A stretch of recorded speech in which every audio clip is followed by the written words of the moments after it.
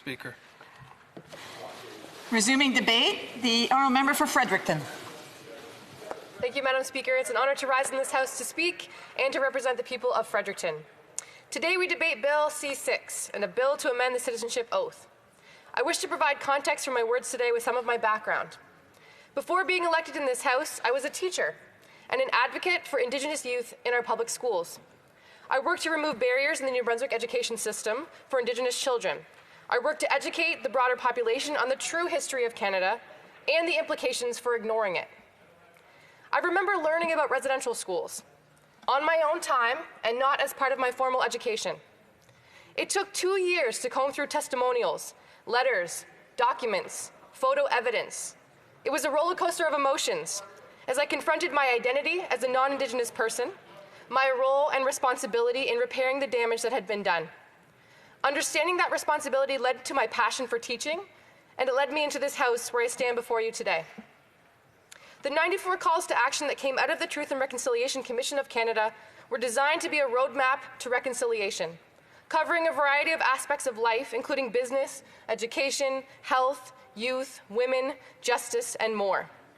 Canadians might be asking, where has this road gotten us, and how many calls to action have been completed?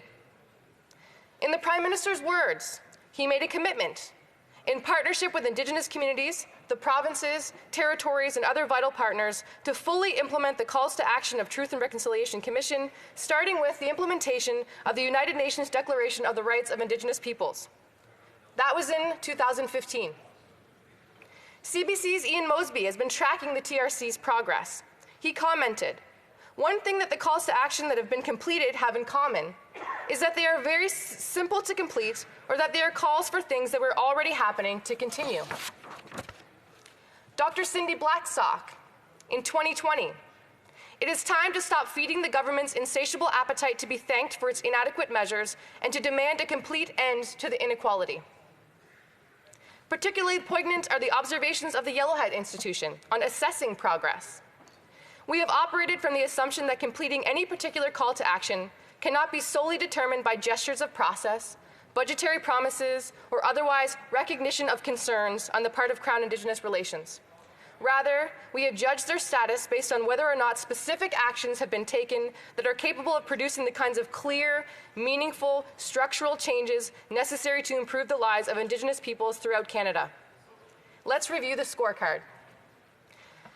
Out of the 52 broader reconciliation recommendations, 7 have been completed.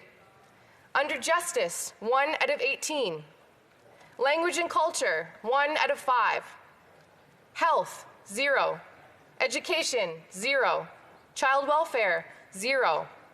5 of these were completed in the first year, and just 4 since 2016. At the current rate, it will take approximately 38 more years before all of the calls to action are implemented. Reconciliation in the year 2057, just in time for zero emissions. In the 2019 mandate letters, the Prime Minister reiterated, "No relationship is more important to Canada than the relationship with Indigenous peoples." I think it's time to call in the marriage counsellor. Take, for example, Canada's ongoing legal challenges to the Canadian Human Rights Tribunal's September 2019 ruling. The federal government was willfully and recklessly discriminating against First Nation children in ways that contributed to child deaths and a multitude of unnecessary family separations. For a government so concerned with appearances, this does not look good. Or, with no reminder needed, let us look to the current and ongoing Wet'suwet'en crisis in Canada, testing the Prime Minister and his government's commitment to this mandate of reconciliation, as well as the public interest. This could have been a slam dunk, setting the tone for positive, peaceful relationships for years to come. However, due to what I believe to be a catastrophic mishandling of the situation, we are seeing the effects like explicit overt racism, breeding in online comment sections, and spilling into the streets and schoolyards. This is the true barrier to the calls to action, to reconciliation, and to the hope of a better tomorrow for Indigenous peoples in Canada. We've heard a lot of rhetoric over the last couple of weeks. We had the opposition leader attempt to educate us on privilege. Mind you, he is a white, affluent man who is standing in front of the grand doors of the House of Commons. He should know privilege well, yet somehow he missed the mark. We've heard a lot of platitudes, punchlines, and patriarchy. We've heard promises made, and 3 days later, promises broken, as well as a gross overstating of the role of dialogue. The exhaustive TRC, the previous Royal Commission on Aboriginal Peoples, the Missing and Murdered Indigenous Women's and Girls Inquiry, this was the hard work of dialogue. It set a course of action for Canada to take. Dialogue is a conversation among parties, but Canada does not seem to be listening. In closing, I will change my tone. I will, of course, support this effort to fulfill one of the 94 recommendations. But I wish to note the timing of this effort, as well as question the actual impact in today's Canadian political climate. Things have changed. We have failed in the bridge building, in the healing that is required of this work, that is embedded in each of the 94 recommendations. Today we address one, the 94th, with 84 incomplete before it. We will potentially move this request to committee stage, and in time, perhaps we will see our newcomers repeat an oath that acknowledges something the majority of settler Canadians have not. Having said all this, this change will, I believe, have a positive impact on the immigration experience in Canada, despite falling flat as a call to action for Indigenous peoples so long after it was originally recorded. Thank you, Madam Speaker. Questions and comments? Questions et commentaires? The Honourable Parliamentary Secretary at the Government House Leader. Thank you, Madam Speaker. You know, it's encouraging in terms of just hearing some of the support for the idea of reconciliation in terms of consistent support for it. I don't think that's universally applied throughout the chamber. The Conservatives I think will come, we find often lacking and need to reaffirm where it is that they stand. This is just one important call of action, and they're opposing it. But the Greens, from what I understand, is supporting the legislation. And my question to the member is in regards to just how important it is that we recognize that this is just one piece of legislation dealing with resolution or the call of action 94, and that in fact there are many other steps that still need to be taken and a number of steps that have already been taken. And it's not only the federal government, Madam Speaker, that has to take action, but there's also a need for provincial governments and other entities to recognize and start working more towards getting some of these calls for action complete. The Honourable Member for Fredericton. I thank the Honourable Parliamentary Secretary for his question. And yes, we are supportive of this motion because, again, it puts forward the 94 recommendations, or one of the 94. And I think if we're looking at prioritizing or placing importance on these recommendations, it is rather symbolic, if we're going to talk about symbolism, that it's the 94th. So it would seem that, you know, the hardworking individuals who were involved in this Truth and Reconciliation Commission, they would have rather seen some of the others addressed long before we get to this one. So again, while it is, I think, one step that is necessary to take, there are 93 others that should have probably been taken before this one. Thank you. Comments? The Honourable Member for Dufferin-Caledon. Thank you, Madam Speaker, and I listened to my friend's speech with interest.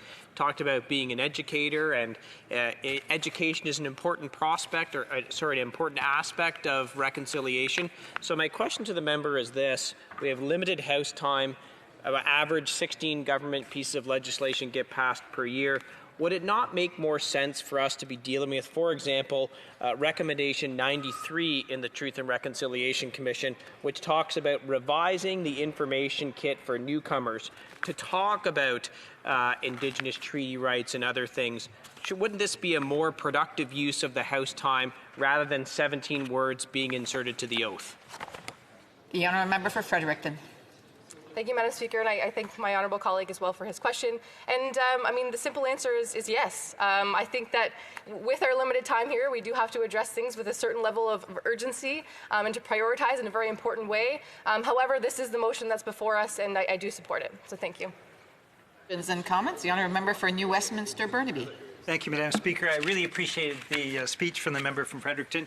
She seemed a little frustrated, not with what is before the House, but rather the lack of government action in other areas. So I think we can all understand that when we realize that Indigenous kids are still having to go to court to get their rights, when we see the government's lack of follow-up on a whole range of issues, to sitting down and negotiating so that we get the free, prior and informed consent that is part of the UN Declaration Declaration on the Rights of Indigenous Peoples.